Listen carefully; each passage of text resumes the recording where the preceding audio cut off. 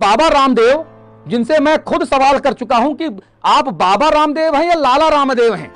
मैं खुद बाबा रामदेव से मैंने सवाल किया था दिल्ली में कॉन्स्टिट्यूशनल क्लब में, इनका पूरा तामझाम फौज फाटा लगा था और मैंने कहा था स्वामी जी आप बाबा रामदेव हैं कि लाला रामदेव हैं, क्योंकि आप स्वामी तो पहले थे, बाबा रामदेव तो पहले, तब तो आप लाला रामदेव हैं। हर चीज बेचने में लगे हुए हैं। आपदा में अवसर तो सही मायने में लाला रामदेव जी आपने इकट्ठा किया। जो यहां पर कहा जा रहा है कि ये पतंजलि ने और बाबा रामदेव ने अस्पताल बनाया, ये भी सही नहीं है, ये तथ्य भी गलत है। ये बात गलत है कि बाबा रामदेव ने अस्पताल बनाया। दरअसल मैं बता दूं आपको कि हरिद्वार में दूधाधारी स्थित बाबा बर्फानी अस्पताल है।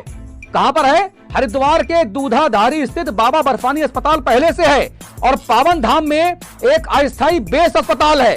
तो बाबा रामदेव ने सरकार के साथ गलबहियां करके इसका संचालन करने का जिम्मा उठाया है। केवल ये बाबा रामदेव ने अस्पताल बनाया नहीं है। जो लोग ये कह रहे हैं कि बाबा रामदेव 2 अस्पताल बना रहे हैं, 500 बेड चलेंगे, वेंटिलेटर चलेगा, तोप चलेगी। यहां पे एक बुजुर्ग महिला श्रीमती रेखा शर्मा की डेथ हो गई।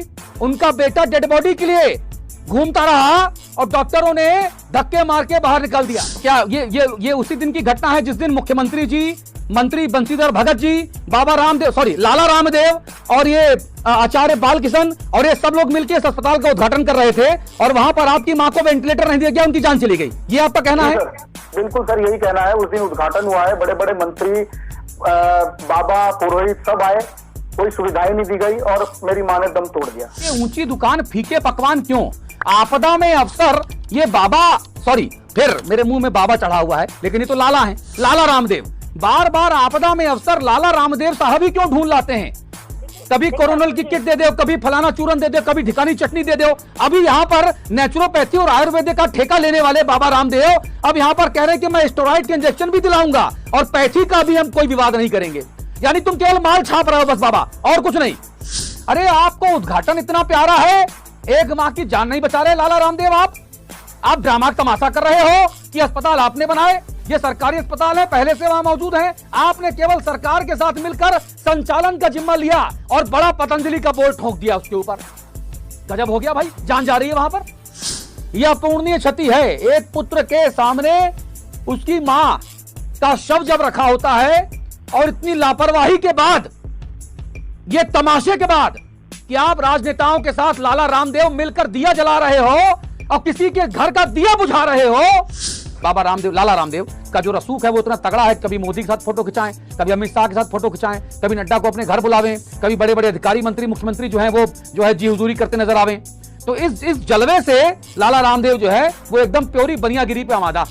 मैं समझना चाहता हूं कि आप किसी की जान से खिलवाड़ कर कौन सा फीता काट लेंगे और सरकार की क्या मजबूरी है लाला रामदेव के साथ खड़े रहने की। और लाला रामदेव जैसे जितने और भी लाला, कोई भगवा पहना है, कोई सफेद पहना है, कोई एप्रिन पहना है, कोई टाई कोट पहना है, कोई नेहरू मोदी जैकेट पहना है, कोई कुछ पहना है, इन तमाम लालाओं से मैं हाथ जोड़कर ये कहना चाहता हूं कि भाई घर में मां तो तुम्हारे भी है, घर में पत्नी, बेटी, बेटा वो तो तुम्हारे भी है। एक बार जरा कल्पना करके देखो, कभी तुम्हारे साथ ऐसा हो जाए तो रोटी में 2-2 हजार रुपए के नोट लपेट के खाओगे? क्या करोगे उन पैसों का? 5,000, 10,000, 15,000, 50,000 करोड़। लाला रामदेव जी, आपने इतना बड़ा साम्राज्य बना लिया, लेकिन अगर आप बेबस लोगों की जान नहीं बचा पा रहे, फीता कटवाने में व्यस्त हैं, डॉक्टर आम आदमी की कॉलर पकड़े ले रहा है, इलाज के अभाव में एक महिला दम तोड़ देती है, तो ऐसा साम्राज्य को तो दिया सलाई लगा के आग लगा दो। ऐसे साम्राज्य को फूंक दो तुरंत, जिसमें आम लोगों के लिए सदिच्छाओं का अभाव हो। और मैं सरकार से कहना चाहता हूं कि तुम्हारी क्या मजबूरी है? माननीय मुख्यमंत्री जी, ऐसे लालाओं के साथ चिपक के खड़े होकर फोटो खिंचवाना आपकी क्या मजबूरी है? आप तो सरकार बहादुर हैं। फिर कोई लाला के बीच मीडिया कैमरों के सामने इंटरव्यू देता घूमता रहा, बिस्तर पे एक 66 साल की महिला की जान चली गई, उसका बेटा डेड बॉडी मांगने जाता है, धक्के देकर बाहर निकाल दिया जाता। फिर सुन लीजिए, कोरोना जितना बढ़ेगा सत्ताधारी दल उतना ही नीचे गिरेगा रसातल में। अव्यवस्थाएं हर कोई देख रहा है, हर चीज ब्लैक में है, दवाई ब्लैक में, ऑक्सीजन सिलेंडर ब्लैक में, हर चीज आम आदमी मरा जा रहा है। आम आदमी की जो मौत है उसको इंसाफ कौन देगा? कि सब चंगा सी, सब अच्छा है, बेड है, दवाई है, वेंटिलेटर है। तो मेरा सवाल है कि जो लोग मर रहे हैं उनको मरने का शौक है क्या? शौक है उनको? और चलते चलते 2-3 लाइनें कहना चाहता हूं।